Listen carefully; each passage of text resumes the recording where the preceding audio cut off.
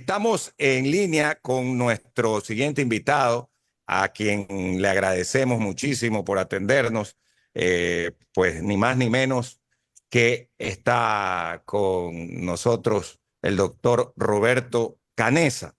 Algunos me preguntan, ¿y qué será para los Canessa de acá de Ecuador? Yo le digo, bueno, a lo mejor son parientes, le digo, a lo mejor es un mismo apellido.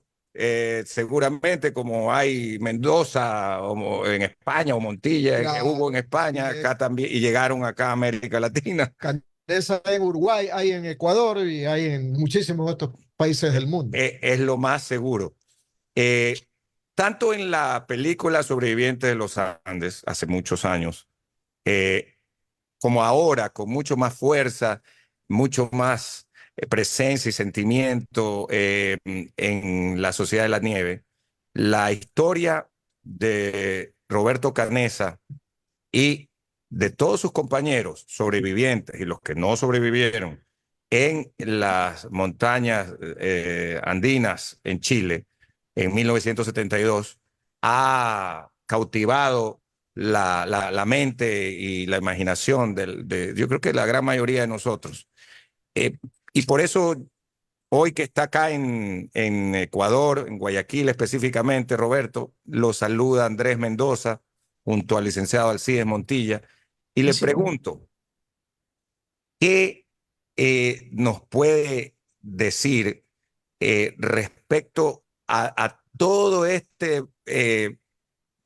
podríamos decir, no, un movimiento, un despertar que ha habido sobre lo ocurrido tantos años después eh, y luego de la serie, de la película en Netflix? Ustedes han estado en varios lugares del mundo. Usted ya ha estado acá en Ecuador anteriormente, pero creo que esto ha tomado pues una dimensión enorme con la película.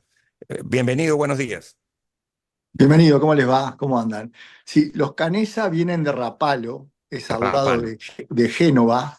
Hemos trazado hasta creo que el 1100, no se sabe si viene de Canale o de Cane. Los Canesa somos todos canosos, como verás. También hay algunos de Génova. En 1850 llegaron los primeros Canesa al Uruguay, ahí en Argentina, en Paraguay. Toda gente de trabajo, toda gente italiana que vino a ver la América, como dicen ellos. Volvimos a ir a Rapallo, nos recibieron ahí, nos dieron el Ciudadano de Oro. Es un lugar muy lindo ahí al lado del mar. Me acuerdo que yo en un concierto en una pequeña glorieta. Así que bueno, vieja tradición de profesionales y de trabajadores, los Canisa. Los italianos llegamos después de los españoles que ya tenían todas las tierras, así que bueno, tuvimos que Claro, quedarnos a trabajar en las ciudades. es Creo muy que esos cierto. son... Sí, sí. Es muy cierto. ¿Y cómo llegó qué es, abuelo o padre a Uruguay? Mi tatarabuelo, César Tatarabuelo. Eduardo Camilo, vino en un barco. Él era orfebre y ya tuvo todos los hijos profesionales. Uruguay tenía esa posibilidad de darle enseñanza, de darle... Nosotros venimos del lado de la medicina, y bueno, los primeros hospitales de Montevideo, ahí trabajaba papá Canesa, que era un personaje. Yo desciendo tenemos todo el árbol genealógico. Este, Allá. bueno, y Un lo que está médico pasando, también, ¿no? sí, sí, mi padre era cardiólogo también, mi Sí, hijo es también. cardiólogo, estamos todos en la noble medicina. Qué Sí, maravilla. Sí, algo me iba a bueno, decir Roberto. no, no, que esto de la película ha causado furor, es decir, voy por Madrid, voy por Lima, y me paran las niñas de 14, 15 años, los jóvenes, Ujú. niños de 12 años a averiguar de la película. Evidentemente se ha dado una conjunción de los medios de información, del acceso a la información de los niños que entran en la computadora, empiezan a buscar, no pueden creer que sea un hecho real, no pueden creer que no sean superhéroes de fantasía, como es el Hombre Araña o todos esos superhéroes, y entonces directamente ya me paran por la calle, ni siquiera al actor de la película, y empiezan a averiguar del hecho y empiezan a Claro. interesarse, y desde las perspectivas de sus mentes, donde por ejemplo el tema de la comida no lo ven tan llamativo, ven lo del frío, ven lo de haber hecho nuestras propias frazadas, haber hecho nuestros propios lentes, ven toda esa capacidad de adaptación del ser humano y les fascina, ¿no? Inclusive quedan maravillados los padres de cómo a los niños les interesa todo esto. Por eso yo les insisto que lo lleven a la conferencia a los niños, que es una buena oportunidad de hablar de temas muy trascendentes para la vida. Esto que se va a hacer en el UES esta tarde, no se pierdan la oportunidad porque Sí, creo que es impresionante lo que nos pasó. Solamente cuento lo que me pasó a mí, es decir, soy como un conejillo de Indias que sometieron a un experimento de comportamiento humano y le cuento qué pasa a los humanos en ese momento, ¿no? Y bueno, entonces, bueno, mi nieto de 4 años me dice, Tata, yo quiero ser como vos, trepar montañas para salvar a mis amigos. Es decir, es una oportunidad única increíble, de una única. ventana de, sí, sí, de conocimiento que los niños nos dan la posibilidad a los adultos a tratar estos temas tan trascendentes para toda su vida. Me acuerdo, ayer estuve con una niña de 14 años que tenía un examen y dice, bueno, hagamos como los sobrevivientes, vamos a estudiar toda la noche y quedarnos despiertos porque hay que tener espíritu de lucha para ir al examen, o sea que les da espíritu de sacrificio. Es un fenómeno mundial apasionante y bueno, y yo soy uno de los medios nomás de poder llegar a eso. Estamos dialogando con Roberto Jorge Canesa Hurta, nacido en Montevideo, Uruguay, el 17 de enero de 1953, don Alcides Montilla. Doctor, yo he visto las dos películas, me gustó mucho la última por los escenarios, etcétera, pero siempre cuando vi las dos películas, siempre me saltó una inquietud. ¿Por qué demoraron tanto porque usted sabe, no se pierde un avión, lo primero que van es las labores de rescate, etcétera, y se demoraron tanto para descubrir finalmente el avión con los pocos sobrevivientes? ¿Cuál fue la explicación, doctor? Bueno, cuando Parrado, que salió conmigo caminando de la cordillera, fue con los helicópteros al lugar, él les decía, ahí, ahí, ahí. Y decían, el piloto chino decía, no veo nada, pues este cabro está perdido, no sabe dónde está. Ya estamos en la Argentina, acá no se ve nada, no se ve nada. Dice, ahí, ahí, le dicen Ando, y a 200 metros recién logran ver el fuselaje. Entonces, era imposible que los aviones que iban a 1000 metros pudieran ver nada. O sea que era imposible de verlo, por eso se demoró mucho el rescate. Nosotros empezamos a caminar enseguida, pero hicimos una exploración con 3 personas que los agarró la noche, volvieron congelados, son 30 grados bajo cero, era invierno, no teníamos equipamiento apropiado. Después nos hicimos, nunca lo tuvimos, pero hicimos una bolsa de dormir. O sea que fue todo un proceso que quisimos salir cuanto antes y nos querían encontrar lo antes posible, pero era físicamente imposible. La cordillera tiene 5 o 6 mil metros en ese lugar. O sea, ustedes salieron a la suerte, si es que podían o no podían encontrar sobrevivientes como el que encontraron finalmente, pues el hombre montado en un caballo, ¿verdad? Pero eso fue por corazonada, por intuición. ¿Por qué fue? ¿Cuál fue la causa por la que se salieron? Porque ahí van a quedar muertos todos al final de cuentas, pues, ¿verdad? Bueno, no, nosotros sabíamos que al oeste estaba Chile, sabemos que el sol se pone en el oeste, o sea que si apuntábamos en esa dirección, en algún momento iba a estar la salida. Lo que pasa es que había que trepar montañas muy altas, porque el piloto cuando fallece nos dice, pasamos Curicó que está en Chile, pero en realidad el avión chocó del lado argentino, entonces tú veías que el valle se abría a Argentina, pero no tenía coherencia con lo que nos decía el piloto, pero también el piloto fue el que chocó el avión, así que él murió en su error. O sea que había una conjunción de factores que, que hacían difícil entender cómo podíamos hacer un plan exitoso de salida. Doctor Canesa, entiendo que en su periplo por explicar esta experiencia en algunos países del mundo, le han de haber hecho a usted decenas de preguntas sobre lo que ocurrió, ¿verdad? ¿Qué pregunta de las que le han hecho usted no la ha podido responder sobre lo que sucedió con ustedes? ¿Qué preguntas le han hecho que usted no la ha podido responder? Ninguna. Estuve ahí 72 días. todo lo que pasó me acuerdo muy bien, ¿no? Capaz que la pregunta más frecuente es por qué no salieron antes. Y bueno, la realidad es que muchos trataron de salir antes. Ya son 50 años de preguntas, así que bueno, ya más o menos me aprendí todas las respuestas.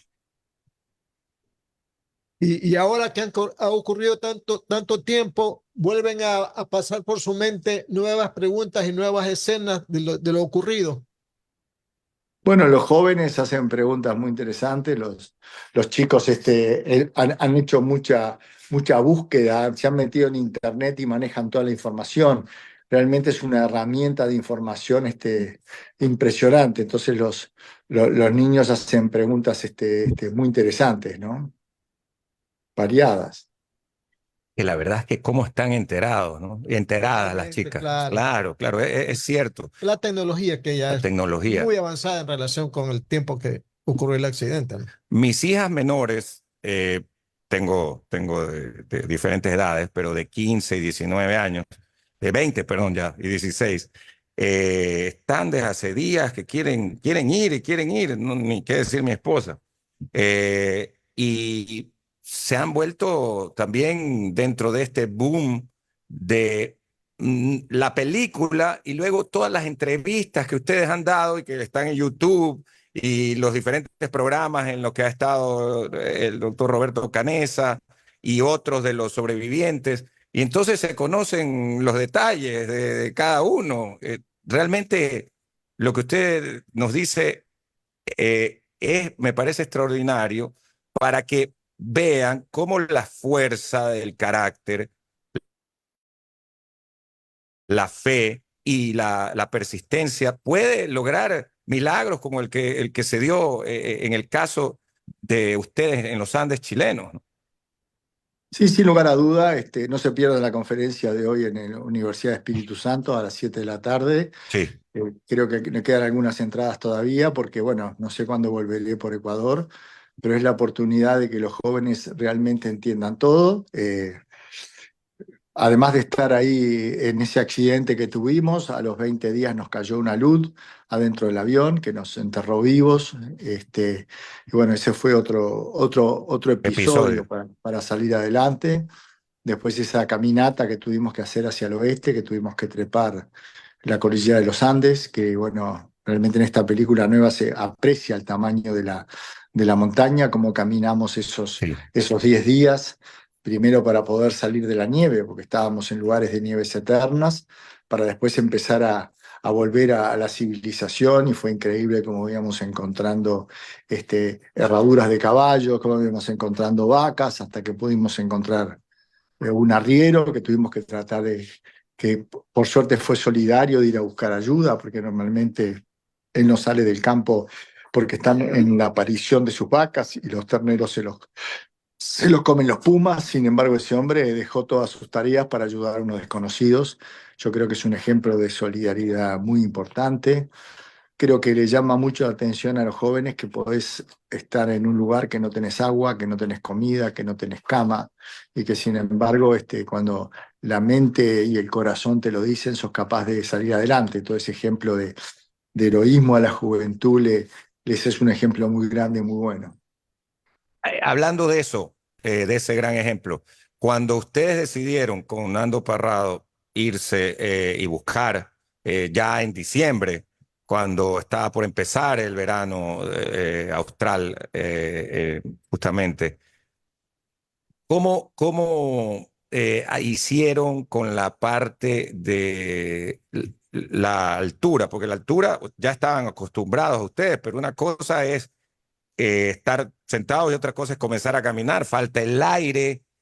Mientras más subes, si subes 50 metros, 100 metros y se sienten los ahogos.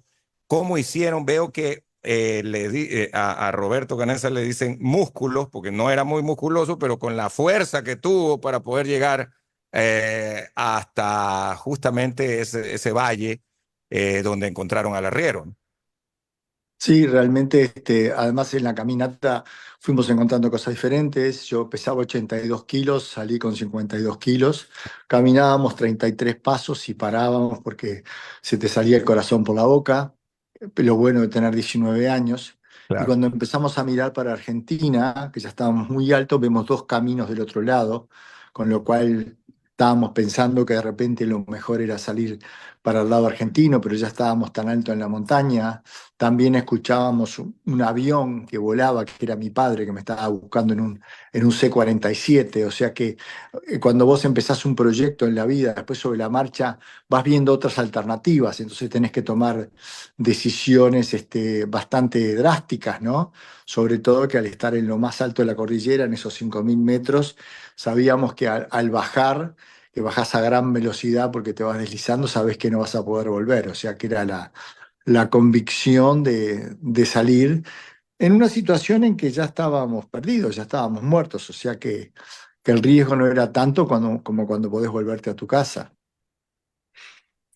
Doctor Canesa, hay comentarios de la prensa internacional respecto a las películas que se filmaron y a los libros que se escribieron, sobre todo porque dicen que muchos no dijeron la verdad real y otros falsificaron las situaciones para acomodar la historia o al televidente o a la persona que regularmente va a los cines, ¿verdad? Inclusive leí en algún momento en el diario El País de que quisieron suplantar el título de la película Sociedad de la Nieve por la Sociedad del Morbo. ¿Qué opina usted?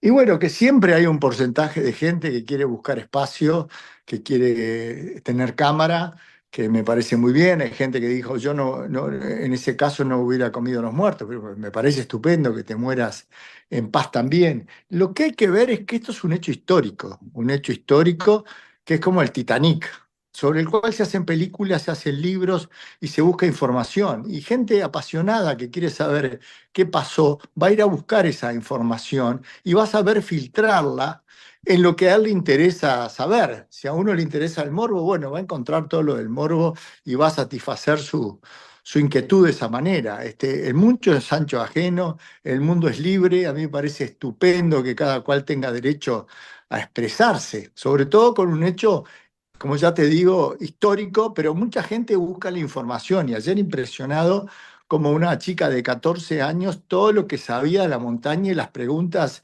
elaboradas que me hacía, ¿no? De que los jóvenes tengan esta historia que ya forma parte del conocimiento popular, de la tradición, y es de una frescura ver esos jóvenes con esa inocencia, con esa inquietud, que todo lo demás dejas de lado. Evidentemente en el mundo la escoria forma parte también, pero bueno, no nos entretengamos cuando hay cosas maravillosas para ver y para disfrutar, ¿no? Sí, la verdad que es una lección de vida y para los jóvenes y las jóvenes, yo creo que es extraordinario, ¿no? Una última inquietud para el doctor Roberto Canesa, agradeciéndole el tiempo aquí en el sistema de emisoras Atalaya. Ustedes tenían un radio allá en la montaña, o lo arreglaron, Un ¿no? radio Un radio transistor, ¿no? transistor. Y con eso se enteraban de las noticias. Sí, sí, sí, sí, claro. Nosotros teníamos una radio Spica de esa época, capaz que los veteranos se acuerdan, y Sí, la Roy marca. Harley, que estudiaba ingeniería, sabía que si tú a uno de los tornillos del sintonizador le conectás un alambre, es una antena. Y Claro. entonces escuchábamos que se habían caído 33 aviones en la cordillera de los Andes y que nunca habían habido sobrevivientes. O sea que sabíamos que estaba muy probable se abandonara la búsqueda, había nevado más que en 30 años, que eso nos ayudó mucho porque haber nevado tanto, cuando el avión choca, se desliza por la Ah, montaña como un tobogán, ya. que eso permitió que nos salváramos. Entonces, bueno, todo ese tipo de información del mundo exterior nos llevaba a que nuestros dos grandes lemas es mientras hay vida y esperanza y tal vez mañana. Eran las consignas que teníamos nosotros sabiendo que el mundo exterior, ahí a 70 kilómetros, seguía andando y que teníamos que salir a ese lugar.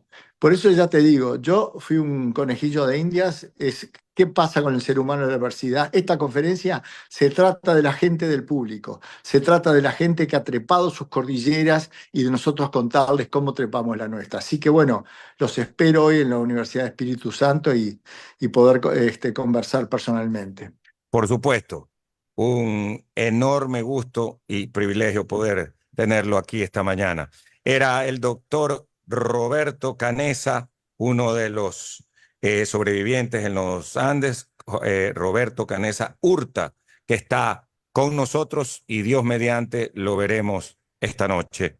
Ya regresamos en un momento con más. Que tenga un muy buen día y buen fin de semana. Hasta luego, muchachos, que tengan buen día, que pasen bien. Abrazo grande. Muchacho, nos dijo. Claro, es uruguayo. Animar. Hace un lugar, animar. Ya volvemos. Claro. En un momento está aquí Luis, el Bambino Torres, listo para su programa deportivo en el sistema de emisoras Atalaya.